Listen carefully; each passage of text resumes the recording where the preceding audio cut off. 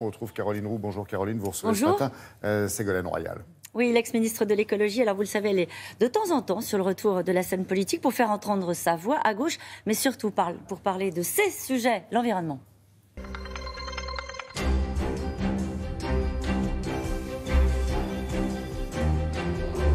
Bonjour Ségolène Royal. Bonjour. Alors naturellement, nous allons parler d'écologie, mais juste un mot quand même sur la mobilisation dans la rue hier des fonctionnaires. Il n'y a pas eu de grand soir social pour l'instant. Est-ce que vous considérez que ça doit encourager Emmanuel Macron à avancer, à accélérer sur les réformes ? Oui, bien sûr, mais surtout à donner de la cohérence aux réformes. Et il y a une démocratie sociale qui s'exprime, qui fait aussi une respiration d'une démocratie républicaine.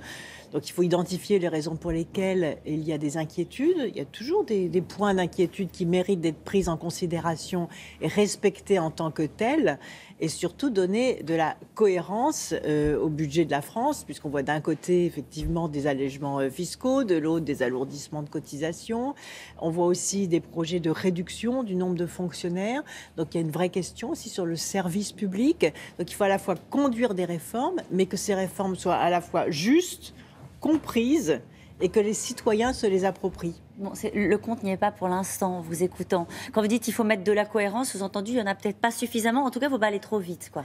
En tout cas, il y a un débat parlementaire qui va s'ouvrir, là aussi. La démocratie parlementaire est très importante. Vous avez la démocratie sociale, la démocratie parlementaire et la démocratie participative et citoyenne. Celle-ci qui mériterait sans doute d'être un peu confortée, d'être un peu étendue, d'être un peu consolidée. Et ce qui permet à un pays de s'approprier les réformes. Vous savez, un pays qui ne s'approprie pas les réformes, parce que moi je considère que les citoyens sont quand même les meilleurs experts de ce qui les concerne, ce sont aussi ensuite des réformes qui n'entrent pas correctement en application. On ne peut pas conduire des réformes à marche forcée contre une partie du pays. On peut conduire des réformes à marche forcée, c'est-à-dire avec beaucoup de détermination, mais en prenant soin de leur donner de la cohérence et avoir la capacité de réajuster en permanence. Le corps social est un corps mouvant, est un corps complexe. Et donc, il faut être capable, indépendamment, et ne pas donner le pouvoir au ministère des Finances. On va en venir à vos sujets. Une dernière question. La ministre, hier, a ouvert la piste à une réflexion sur la politique familiale. Alors, elle évoque la possibilité de cibler les aides destinées aux familles qui en ont le plus besoin. Est-ce que c'est une remise en cause de l'universalité des allocations familiales qui vous inquiète ? Alors, en tout cas, c'est un débat très important en France, parce que la France est le pays qui a la politique familiale la plus élaborée, d'ailleurs la dynamique démographique la plus forte, qui d'ailleurs malheureusement est en train de baisser un peu. Et le vrai sujet, c'est de savoir est-ce qu'on garde une politique familiale universelle, c'est-à-dire qui s'adresse à tous et donc qui est centrée sur l'enfant, ou est-ce qu'on fait des prestations familiales un élément de redistribution fiscale ?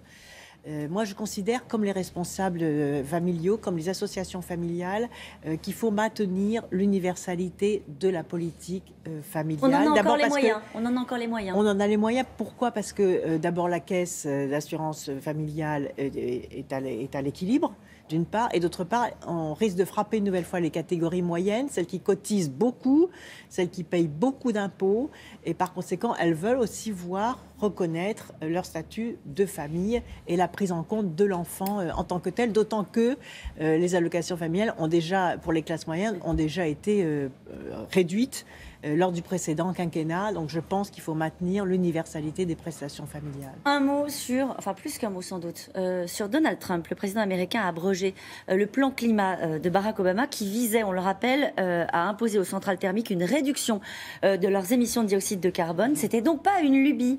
Il ne va pas lâcher l'affaire sur le climat, Donald Trump. Je pense que c'est très grave et qu'il faut se mobiliser encore plus, c'est-à-dire contourner Donald Trump. On peut contourner le président des États-Unis. Il faut contourner Donald Trump. Pourquoi ? Parce que 70% des actions d'efficacité contre le réchauffement climatique sont prises par les entreprises. Donc il faut que les entreprises américaines se mobilisent, sont prises par les États et sont prises par les villes.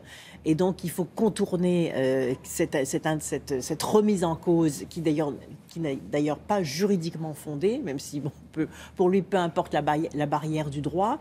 Mais aujourd'hui l'accord de Paris lie encore les États-Unis d'Amérique et les engagements nationaux qui ont été pris en application de l'accord de Paris lient les États, même s'il y a des alternances politiques. Ce qui est évident, c'est que là, Donald Trump prend des décisions électorales, parce qu'il a des élections de mi-terme, donc il faut espérer qu'il va les perdre pour que, en effet, les démocrates puissent rétablir une préoccupation mondiale.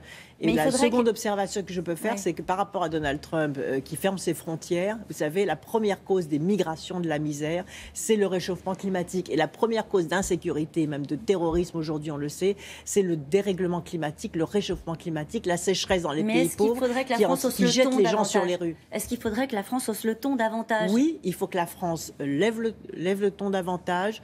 Emmanuel Macron l'a fait vigoureusement. Il y a un sommet qui va marquer l'anniversaire des 2 ans de l'accord de Paris au mois de décembre.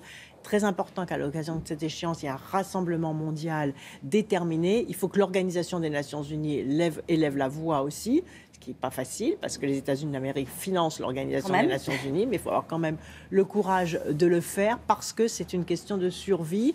Et si on se met sur le terrain de Donald Trump lui-même, c'est-à-dire les migrations, je viens d'en parler, ou les problèmes du développement économique, on sait que le réchauffement climatique, à plus de 3 degrés, va entraîner une crise économique beaucoup plus forte que la crise de 2008, beaucoup plus forte que la crise des années 30, et par conséquent, il faut absolument l'anticiper et combattre. Mais il est souverain en son pays et il prend les décisions après une élection contestée sans doute par une partie des chefs d'État étrangers, mais qui le rend légitime pour prendre ces décisions. C'est compliqué quand vous dites qu'il faut contourner le président américain. Il faut les contourner par les forces économiques, par les entreprises qui ont compris qu'elles avaient intérêt à investir dans la croissance verte, par les forces financières qui ont compris que la finance verte était aussi un des enjeux majeurs. C'est à la fois un défi, c'est-à-dire des catastrophes à éviter, et en même temps une formidable chance de dessiner et de s'engouffrer dans l'économie du futur. En France, on a un ministre qui se démène pas mal sur les questions de l'environnement. Il s'appelle Nicolas Hulot et il veut maintenant taxer les bétonneurs. C'est ce qu'on apprend ce matin dans Le Parisien, qui construisent sur des espaces naturels.